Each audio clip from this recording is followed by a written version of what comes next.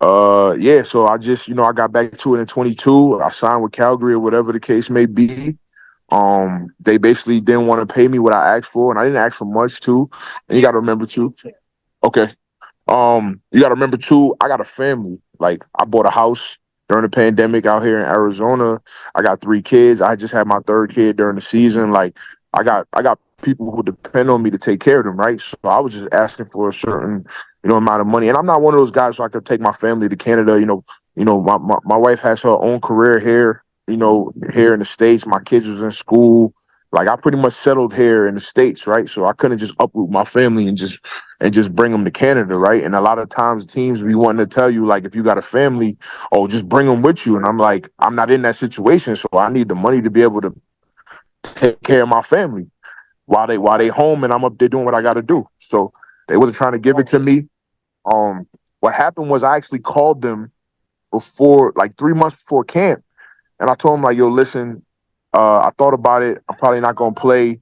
I was working a job, so I always work jobs in the off season so I could Yeah. take care of home and stuff. Because as a CFL player, you making money during the season, and the off season comes, you don't have nothing. And the Canadian dollar is ain't worth shit here in the U.S. What's going on? Yeah, it ain't worth shit, man. So honestly, a lot of us don't make enough money to, survive a 6 month off season.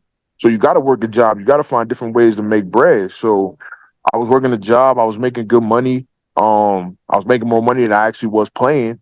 So I basically told him like, hey, I got a good job. I got benefits. I'm here with my kids. Like, I think I'm just gonna, call it quits. I know you guys were looking for me to come play, but I extended the courtesy and giving them a heads up, like, hey, I'm not going, so that way you could, find somebody else who find, the case. So I guess they told me to wait. They told me to, hold off. Man, I even had Huffnagel Huffnagel came to Arizona and had lunch with me to talk to me about it, like try to convince me to come up and play.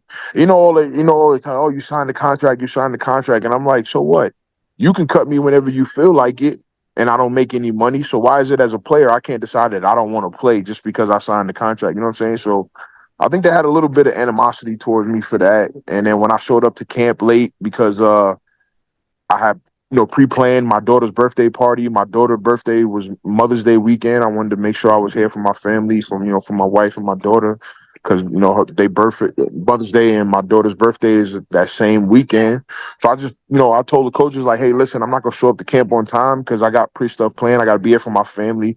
Our coaches love to always preach family first, family first. Family's important, right? So they kind of held it against me that I wanted to come to camp late to be home for my family.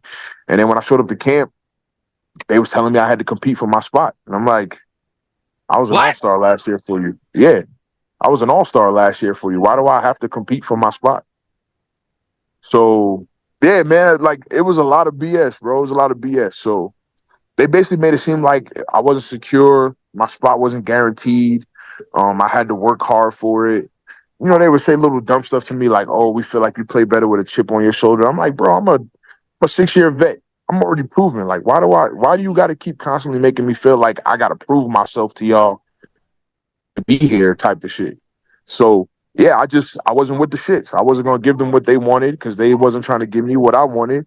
So they decided, like, all right, let's just get rid of him. I've mm, mm. You got one of the best linemen in the league, and you having a, you know what I'm saying, you want to have a dick swinging contest with him because you want to prove, he needs to know his place type of shit. So I guess they figured they made me, so they figured they could, break me. And then what made it worse was, when other teams see that, they see a team that you're really successful with, and they constantly don't want you, it makes people question, your Right, character, who you are, what you bring. Are you a locker room cancer? Are you all this stuff, right? And that's not me. I'm not right, that person at all. right. So yeah, that's why I would reach out to other teams and they would never text me back, or they would just say, "Oh, hey, yeah, we'll keep that in mind." And you would think a team have an opportunity to sign a player like myself, they would pounce on it. But you know what I'm saying? I don't know what was being said in those doors that in the rooms that I'm not allowed to be in. So yeah, I just decided to retire and just be home with my family. Wow. Uh it's a dirty ass business, It football. is, man. It is, man. And honestly, I always thought I was on, like you said, I was on that par with Stanley. I would get, and I think that's what makes Winnipeg such an enticing place for people because they treat their players like people, right? They care about them. They care about their families. O'Shea is a player's coach. He's built a culture where guys feel like this is where I need to be. And they take care of their guys. The guys who've given them so much, who played well for them, they make sure they're well compensated, right? And that's just Calgary was never one of those teams. So You know what? I'm just gonna say it. I'm just gonna tell it like a TI is. That's bullshit to me. The man's in the house. So crazy. The man's in the house. I'ma tell you the truth. The man's in the house. So crazy. The man's in the house.